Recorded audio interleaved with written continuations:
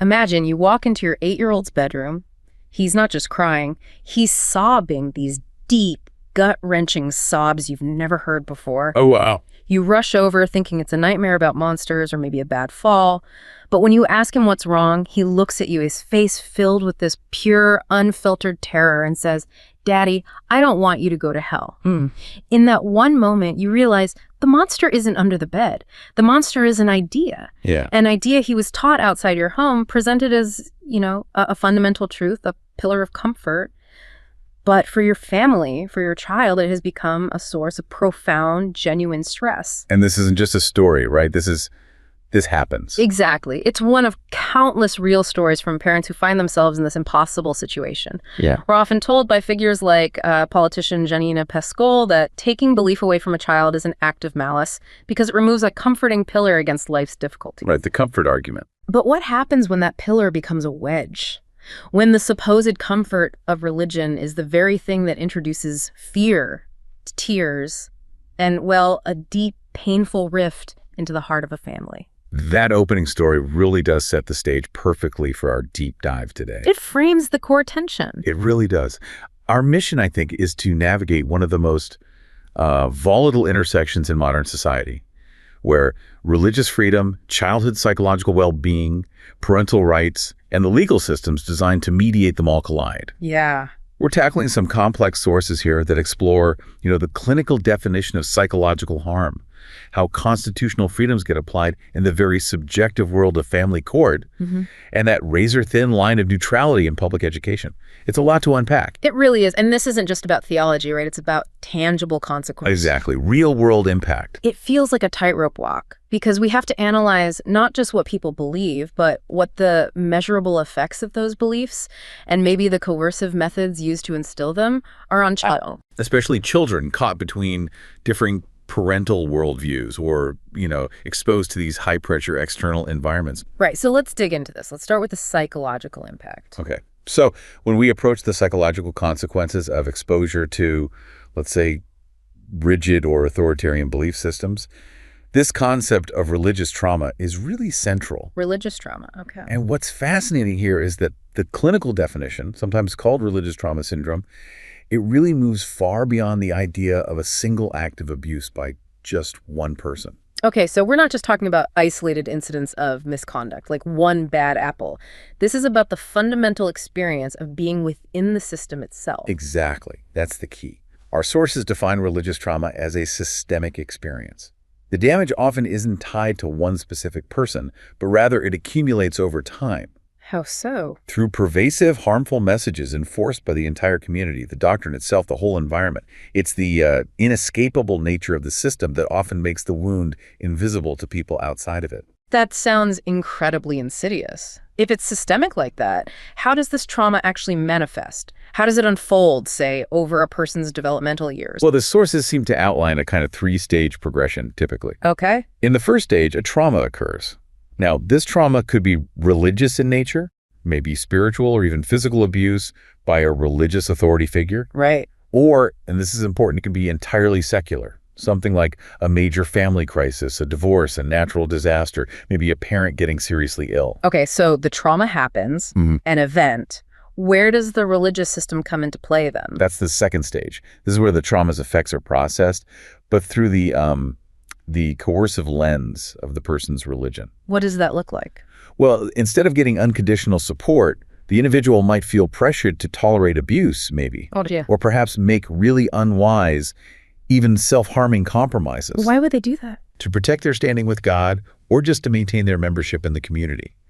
For example, a child of divorce might be taught their family breaking up is divine punishment. No. Or they might be told they have to forgive abuse immediately, to earn God's favor. So they're essentially forced to prioritize the group's narrative over their own safety or their mental health needs. Precisely. And then comes the final and often most damaging stage. This is when the community response itself becomes the source of secondary trauma, re-traumatization. How does that work? When the victim tries to seek help or validation, maybe they speak out, the religious leaders might ignore it, minimize it, or just outright deny the abuse ever happened. That's awful. It is. The victim might be ostracized, excommunicated, shunned, socially isolated. And even worse, sometimes they're told the trauma was deserved, maybe a test of faith, or even decreed by God. So the system turns on them.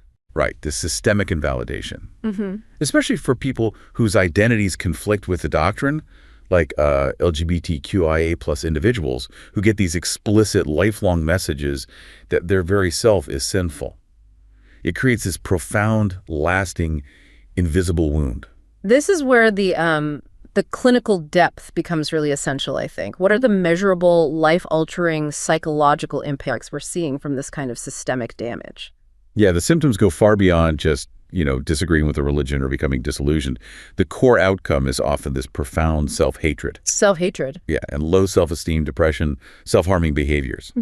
It often stems from these messages that the person is inherently corrupt or untrustworthy or just unworthy of love, no matter what they do. And clinically, the data links this trauma directly to specific diagnosed mental health disorders, right? It's not just a vague unease, it's actual clinical pathology. That's absolutely right. The sources point to a definite link with post-traumatic stress disorder, PTSD, also severe anxiety, depression, eating disorders, addiction, and crucially, obsessive-compulsive disorder, OCD. OCD, how does that connect? Well, it's particularly illuminating.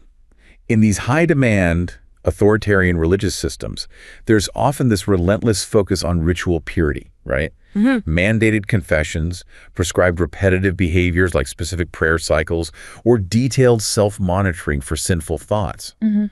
That can actually train the mind into compulsive patterns. And these patterns can then manifest clinically as OCD, especially when the individual leaves that environment. Wow. So the environment itself trains the pathology. That's a powerful insight. It's astonishing that a set of beliefs maybe meant to provide structure and comfort can end up causing this level of psychological damage. It is. So if the beliefs themselves are, at least on the surface, meant to be comforting, what's the structural element that allows the environment to become so destructive? It seems to boil down to authority and consequence. Trauma frequently occurs in these authoritarian religious institutions, places where the line between the sacred and the secular is blurred and control feels absolute. These institutions often possess, or are perceived to possess, a divine power, the authority to grant ultimate salvation or inflict eternal punishment. The ultimate stakes. Exactly. And that power is so meaningful to people's lives that they'll tolerate actions and behaviors they wouldn't otherwise accept. They end up sacrificing personal boundaries, critical thought, sometimes even their safety, all for the ultimate reward or to avoid that ultimate punishment. And this leads directly to the ethical and I guess the legal core of the issue.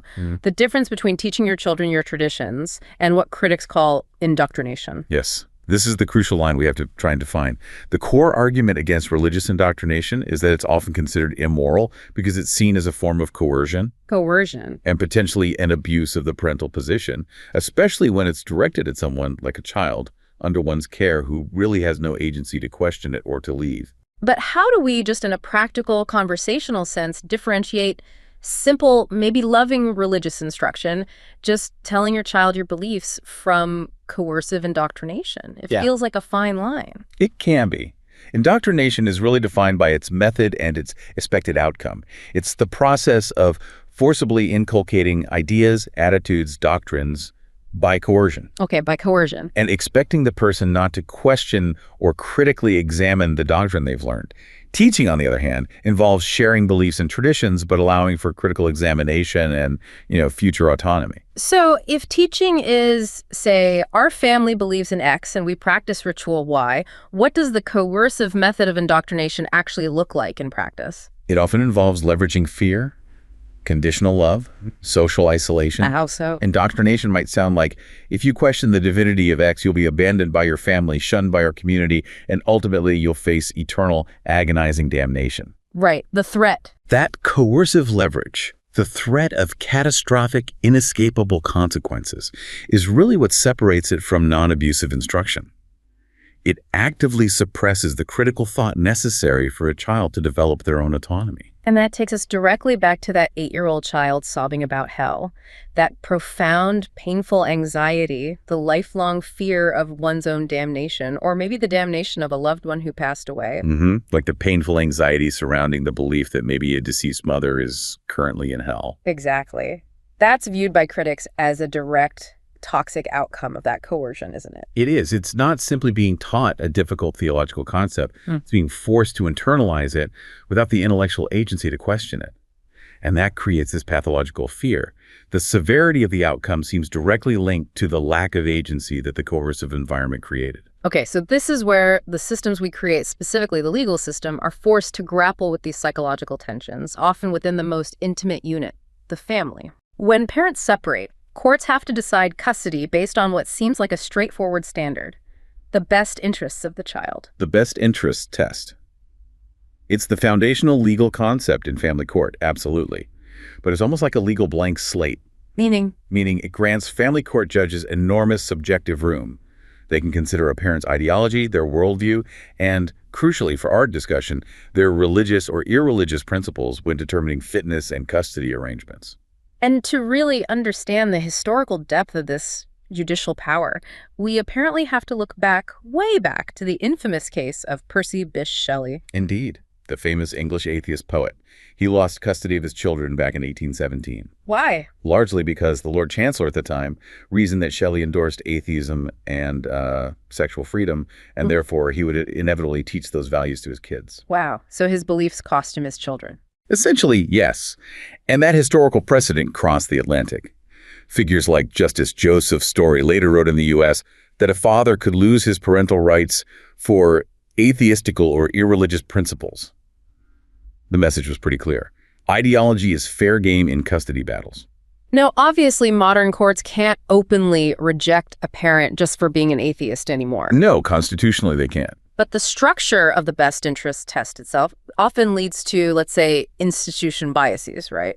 We see judges sometimes using religious observance as a kind of proxy for good parenting. Oh, that bias is well documented in the sources. We see it in specific court rulings. For instance, the Mississippi Supreme Court ordering a non-custodial mother to take her child to church every week. On what grounds? Explicitly citing the child's need for regular and systematic spiritual training. Similarly, the Arkansas Supreme Court argued that weekly church attendance provides superior moral instruction. The courts are effectively acting as moral gatekeepers, using religion as a yardstick for what they see as a superior upbringing. That sounds dangerously close to viewpoint discrimination. The state basically picking which worldview is best for the child. That is precisely the constitutional conflict here. In a custody dispute, a parent's rights custody itself, or visitation, have been reduced or even eliminated based purely on what the parent is likely to say or teach. The judge essentially acts as a filter for a parental ideology. What kinds of ideologies are judges policing under the standard? Is it only applying to extremes? Not at all. The scope is incredibly broad, based on the cases cited. Courts have penalized parents for teaching atheism, yes, but also for teaching the propriety of homosexuality, or for holding views deemed politically extreme, like being communist or racist. Okay. And furthermore, the restriction can target specific religious doctrines deemed harmful to the family dynamic. For instance, there have been restrictions placed on parents who teach certain fundamentalist doctrines, like that women must be subservient to men. Why restrict that specific teaching? Based on the rationale that such speech might undermine the authority of the mother, who is often, statistically, the custodial parent. So the court is intervening directly in the content of the belief itself because of its perceived negative impact on the child's relationship with the other parent. Absolutely. And this is why some legal analysis suggests the free speech clause is often a more robust barrier to penalizing parental expression than the religion clauses themselves. How so? Well, the religion clauses concern establishment and free exercise, right? Yeah. But the best interests test allows courts to disfavor this huge range of parental ideologies: atheist, fundamentalist, liberal, conservative, pro-homosexual, anti-homosexual, all based on a judge's subjective assessment of what the child supposedly needs. And if a parent knows that merely expressing certain views could be used against them in a high-stakes legal battle like custody, that must create what lawyers call the chilling effect. It creates a profound chilling effect, yes. The risk-averse parent facing a difficult custody fight is likely going to be deterred from expressing those views, even if they deeply believe in them. So they silence themselves. They do. The sources note that litigation strategy often dictates belief, or at least the expression of it. Lawyers sometimes advise parents to adopt a, quote, reasonable attitude toward religion, or risk losing the case entirely. This coercive pressure forces parents to self-censor their political, moral, or religious convictions.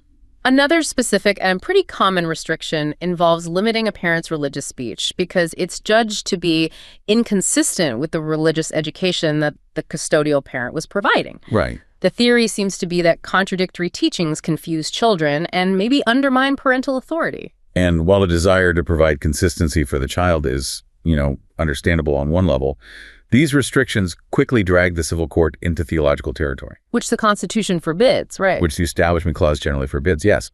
If a court orders a parent, say, not to teach doctrines contrary to Catholicism, it forces the civil court judge to decide what constitutes true Catholicism and what doctrine is contrary. That's a massive constitutional hurdle. How is a judge in a secular court supposed to determine consistency across complex religious lines?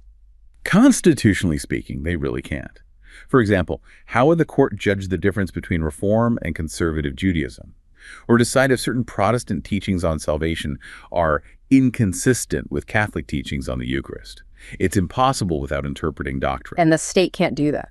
The Establishment Clause prohibits the government, including judges, from engaging in the interpretation of specific church doctrines or judging the importance of those doctrines. This is fundamental to maintaining the separation of church and state, even within a divorce proceeding. By restricting these inconsistent views, the court is effectively establishing one religion, the custodial parent's religion, as the required orthodoxy for the child. And what happens when these judicial restrictions move beyond theology and political ideology into what we might just call general lifestyle or culture? Well, the judicial discretion granted by the best interest standard is vast, and it's often non-ideological in that sense.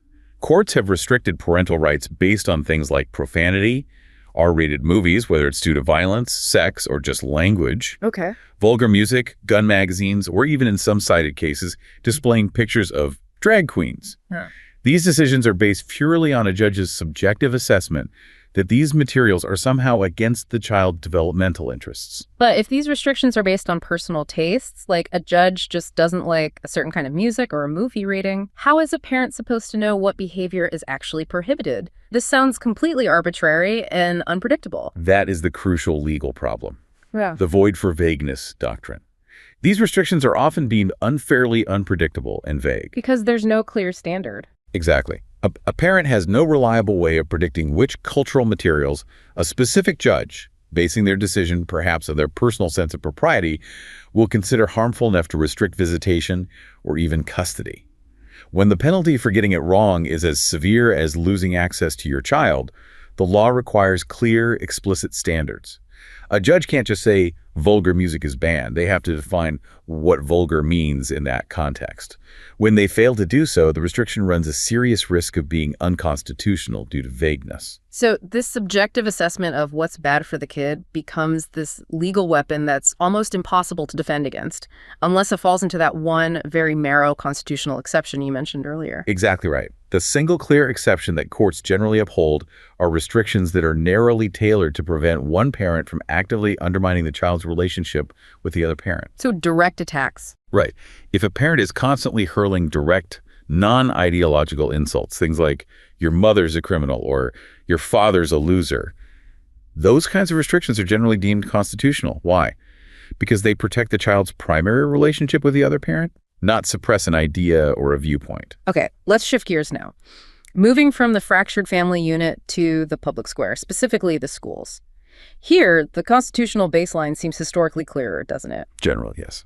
Federal courts have consistently forbidden state sponsorship of prayer and most overt religious activities in public schools. That's under the Establishment Clause.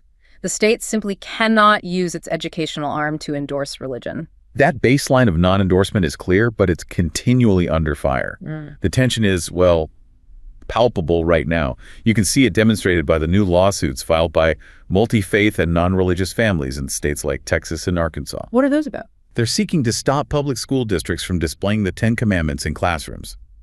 Often this is in direct response to new state laws that seem intended to reintroduce religious symbols into public spaces. So the fight continues. Okay, so even if the state can't endorse religion, students themselves certainly retain their own right to express their faith. Where does the law draw the line for student and teacher expression within the school walls? For students, their rights are largely defined by that landmark 1969 ruling, Tinker v. Des Moines. Right, the armband case. Exactly. Students generally retain their free speech rights unless their expression significantly disrupts school discipline or, importantly, invades the rights of others. This standard has been used over the years to set rules for things like student-initiated prayer, wearing religious clothing, or distributing religious literature. And what about teachers? They're acting as representatives of the state, aren't they? They are, and that's the key difference. Public school employees retain their free exercise rights when they're off duty, of course. But when acting as school representatives, the Establishment Clause is the primary constraint. So what can they do? Generally, teachers may wear personal religious jewelry, for example. They might be able to answer direct, sincere questions from students about their personal faith. But they're severely limited in any overt religious expression, like leading prayer or distributing religious literature, precisely to avoid the appearance of state endorsement of religion. Okay. Now, on the flip side of this neutrality, schools have also been required to ensure equal access to their facilities for student groups, regardless of viewpoint. That's the Equal Access Act of 1984. It mandates that public secondary schools receiving federal aid must not discriminate against extracurricular clubs based on the religious, political, philosophical, or other viewpoint of the group. So it protects everyone. It aims to ensure a fair platform for diverse student expression. So, yes, it means it equally protects the formation of, say, an evangelical Christian club alongside, for example, a gay and lesbian student alliance or an atheist student group. The school has to provide access without endorsing the content of any group's speech. All right, let's turn now to what feels like the current hot-button issue, parental opt-outs from secular curriculum. Parents are asserting rights under the free exercise and due process clauses to direct their children's upbringing. And they're often demanding the right to pull their children out of specific lessons they find morally or religiously objectionable. Right. And historically, courts recognized religious opt-outs only in really narrow circumstances. Like what? Primarily where the instruction directly conflicted with fundamental religious requirements. Things like compulsory military training for pacifist groups, or maybe coeducational gym classes that required wearing what was considered immodest apparel by their faith. But most challenges to required secular curriculum, say teaching evolution or certain history lessons, those historically failed. The courts generally held that simply being exposed to secular ideas doesn't violate the free exercise clause. That stable standard, however, seems to have been, well, shattered recently, according to our sources, by a Supreme Court decision called Mahmoud v. Taylor in June 2025.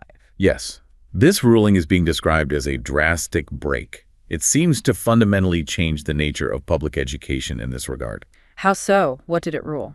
The court ruled that public schools must now allow religious opt-outs from any secular lessons, not just religious ones, but secular ones that parents believe will interfere with their child's religious development. Any secular lesson. That's the implication. The specific case involved parents objecting to the inclusion of LGBTQ-themed materials in the mandatory English language arts curriculum. And what was the purpose of that curriculum? According to the sources, the curriculum wasn't designed to proselytize any view, but rather to foster civility and understanding across differences in a diverse society. Okay, but wait. If the curriculum is secular and presumably age-appropriate, how does the court justify mandating an opt-out based on religious objection? The court essentially seems to have prioritized the parental right to steer religious development over the school's ability to deliver a standardized, secular, and inclusive education to all students. What are the potential consequences? Well, critics argue this decision could wreak havoc on public schools. If parents can object to basically any secular material they feel interferes with their specific faith, schools could face a logistical nightmare. Yeah, I could see that. Imagine a single classroom where different students are opting out of history lessons on ancient civilizations for religious reasons, or English lessons on certain classic literature, or basic scientific concepts, all based on varied parental objections. How do you even teach that class? It essentially fragments the entire shared educational experience, doesn't it? It shifts the legal focus away from preventing state establishment of religion, which was the historical standard, and towards forcing the state to actively accommodate parental religious belief within secular instruction. Exactly. Yeah. Regardless of how disruptive that accommodation is to the learning environment, or how it might undermine the school's goal of creating an inclusive environment for all students, including those whose identities might be erased by these opt-outs. The irony seems profound. You're saying the curriculum in question was intended to foster civil discourse and understanding. That's what the source indicates, yes. Yet the legal challenge validated an approach that seems to allow for ideological separation, potentially making that goal of inclusive pluralism nearly impossible to achieve in practice. That seems to be the major concern highlighted. Now, we've also seen challenges to neutrality coming from the opposite direction, right? Where, say, Christian groups argue that the school's efforts to promote cultural pluralism actually discriminate against Christianity. Yes, that happens too. A classic example cited is the New York City Department of Education policy regarding holiday symbols. What's the policy? To promote inclusivity and avoid establishment issues, that policy apparently allows the display of the menorah for Hanukkah and the star and crescent symbol for Ramadan. The city views these as sort of cultural representations, not purely religious endorsements. Okay. However, the policy explicitly permits only secular symbols for Christmas, like trees or wreaths, but forbids the display of a Christmas nativity scene in public schools. So, in an effort to maintain neutrality and prevent establishing Christianity, the school risks being accused of bias against the majority faith by allowing symbols associated with minority faiths, but restricting the central religious symbol of the majority faith. It creates an almost impossible balancing act for school administrators, whether it's lawsuits over displaying the Ten Commandments in Texas classrooms or challenges to banning a nativity scene in New York. The public school remains arguably the most contentious battleground for these ideological and religious conflicts. It constantly threatens to collapse the whole concept of state neutrality. #tag outro. What really stands out when we try to synthesize these sources looking across psychology, family law, public education, is just the sheer complexity of trying to maintain constitutional neutrality when you're faced with such powerful, deeply held convictions on all sides. It really is complex. We've seen that profound and measurable line between religious teaching that might provide structure and these coercive environments that can result in real clinical psychological harm, often by leveraging, existential fears against a person's developing sense of autonomy. We've explored the dangerous subjectivity of that best interests test in custody law, how it grants judges this immense, largely unchecked power to restrict parental ideology, which creates a chilling effect on parental speech that affects both the religious and the irreligious. Right. It cuts both ways. And finally, we analyzed how that traditional struggle for neutrality in public education seems to be undergoing a kind of seismic shift. That recent ruling on mandatory religious opt-outs from purely secular curriculum, it represents a major new legal frontier. Yeah, it really does. Where the state is increasingly being required to accommodate individual religious convictions, even when that accommodation actively undermines the public school's ability to create a stable, pluralistic, and inclusive curriculum for all its citizens. It really reframes the balance. Ultimately, what our sources make clear, I think, is the enduring difficulty of balancing these deeply held convictions with the need for constitutional impartiality. It seems that in any future time of broad social or political hostility toward a specific ideology, whether that's atheism, communism, fundamentalism, or even modern secular liberalism, the restrictive legal tools that get validated in the quiet spaces, like family law and education policy, they become incredibly tempting mechanisms for those seeking to shape the next generation according to their views. The law, it seems, must remain constantly vigilant against discrimination based on religious belief or disbelief, recognizing that censoring ideas, even those we personally dislike or find uncomfortable, is ultimately a dangerous and slippery path toward entrenching one set of orthodoxies over all others.